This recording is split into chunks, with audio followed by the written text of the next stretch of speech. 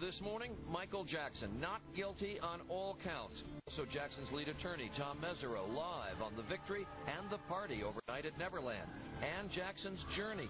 Michael Jackson, not guilty, all 10 counts. Good morning, Jim. Good morning, Robin. What a difference an hour makes in the life of Michael Jackson. He came to court facing terrible charges that drained him of health and spirit. And then moments later, vindication, finally going home to Neverland to sleep, unburdened by the prospect of prison. A party at Neverland. Jackson family and attorneys celebrating complete victory immediately after the verdict. Lead Jackson attorney Tom Mesereau smiling broadly in full view of 300 fans outside the gates who were thrilled by the win, but disappointed Jackson made no personal appearance. We're asking everybody to leave the area. Mesereau's first public comment after the verdict, a quick declaration. Justice was done. The man's innocent. He always was. Inside court, there were tears in every corner from two of the jurors. Mother Catherine Jackson. Jackson's attorney Susan Yu was sobbing, and next to her, the defendant dabbing his eyes. ABC's Taina Hernandez was watching not 10 feet away. He started to cry more and more. With each not guilty, there were more tears. At one point, he even put both hands to his eyes to stop the flow. Not guilty 10 times. In fact, the jury confirmed, despite all the familiar faces like Jay Leno, Chris Tucker, and Macaulay Culkin, it was the woman who covered her face that sunk the prosecution case. The accuser's mother could not be believed, and her kids who accused Jackson of child molestation could not be trusted either.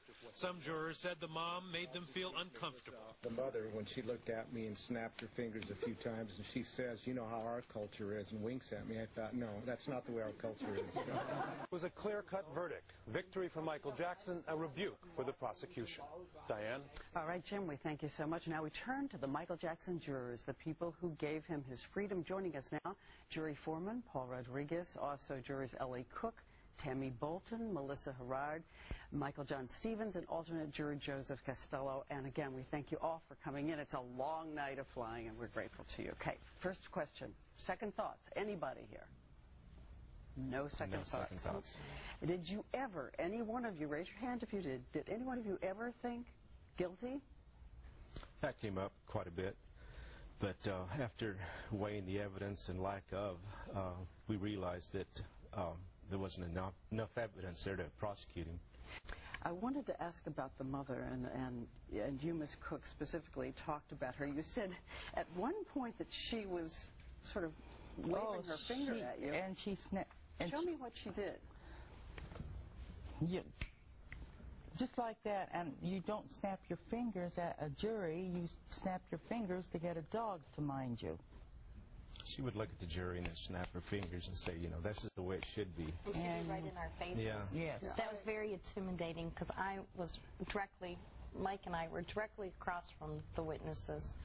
And she would turn right to us like she's just, you know. But Melissa, what did that say to you? I mean, apart from how it made you feel, what did that say to you about who she was and the testimony she gave? Her testimony, a lot of the parts of her testimony, I wanted to just break out laughing, but I couldn't. You know, she was up and down, and the parts that I felt that she should have been more, you know, more emotional about, she wasn't. So it's just not credible, you're saying? In the beginning, pictures we saw of her when she was did the Michael Jackson rebuttal thing, she had her hair done, she had makeup on, and she was a most attractive woman. When she came into court, she looked like Mother Teresa after a bad brain. Bad. Meaning. She looked drained. Her hair was straight. She didn't have any makeup on. So you thought that was She was false, trying to play. She was trying to be pitiful to us, I felt. But what does this have to do with her son's testimony? I mean, how do you worry in any way? Do you worry that how you felt about her in some way influenced how you felt about his testimony? Did you feel he was lying? Did you feel the son was lying? I thought he was going to answer. Go ahead, Mike. Yeah, there were times you could tell, but I mean, it all had to go back to the evidence. So I mean, it's like right there, the evidence. You know, you have to go beyond a reasonable doubt. I don't think the mother inflicted good values in her kids, and that made me have a hard time believing anybody in the family.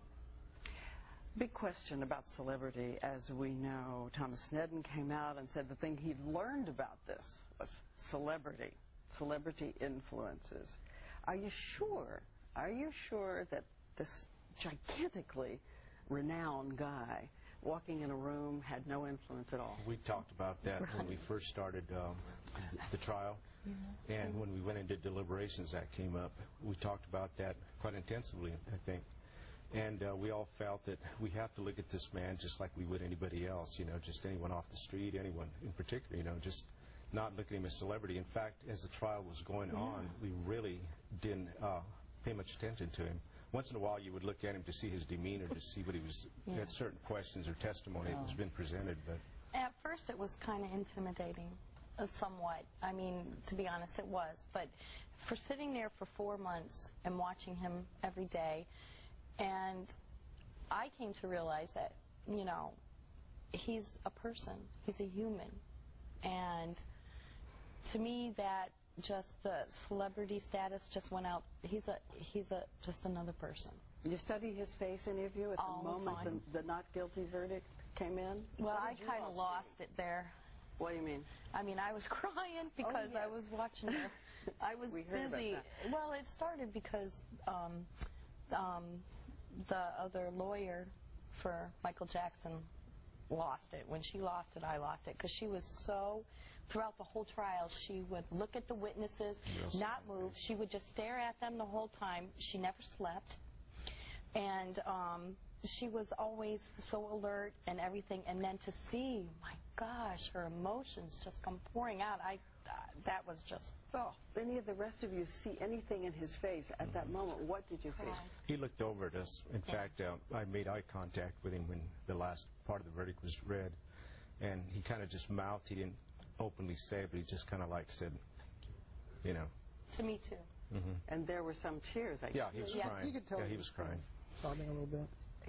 I want to ask, and again, I know what I'm wandering in here when I ask this, Joseph, and that you're an alternate juror, college student, but you listened to every single part of this testimony, and everybody always thought, because they were surprised there were no more African Americans on the juror, everyone always wondered if it would have been any different. I mean, not everyone wondered, but I guess people who assume sort of racial stereotypes.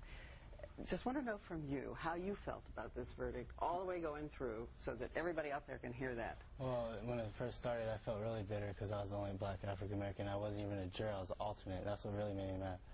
But then when it came to the end where we had to leave, I decided myself, because I developed friendship throughout the whole 20 jurors, that you just need to. I trusted them. I really did trust them. And when I left, I thought to myself that whatever verdict they come up with, I'll stand 100% behind, because I know that they'll do the right thing. We had 100-page instructions. I'm pretty sure it's a tight fit. You don't have to go by what the judge says. Right. A second, but one of the things you've talked about surprised some people is that in your own family you have someone who is a registered sex offender, and you said that this gave you more fairness in the case. That was rather misquoted. I have a grandson that was 18, was out with a bunch of boys streaking. He was the only one that was 18. And someone dared him to flash instead of streak. He flashed, he got caught, and that's a felony. And so for the and he was 18, and that's his sex offense. I want to talk about a final word here about all of you together, and a quick word from Melissa, if I can, and also from Michael. You were the readback guy. Yeah. I watched yesterday. Each of you had an assignment, and you read back pages of the judges. Almost 100 pages. Almost 100 pages of the judges' testimony. But at the end of the day, can we assume the jurors are like this, where they come to respect each other? They raise their hands, they don't argue? What happened here? We did, and if we got out of hand, Paul was there to ring the bell, or whoever had the bell. They would ring the bell, when they had enough. We had to ring that bell about 3 or 4 times. We did pretty good, I think. We only used the timer once. Keeping things under control. 3 Well, minutes. you're much better behaved than all of us in Good Morning America, I just want to say. And we thank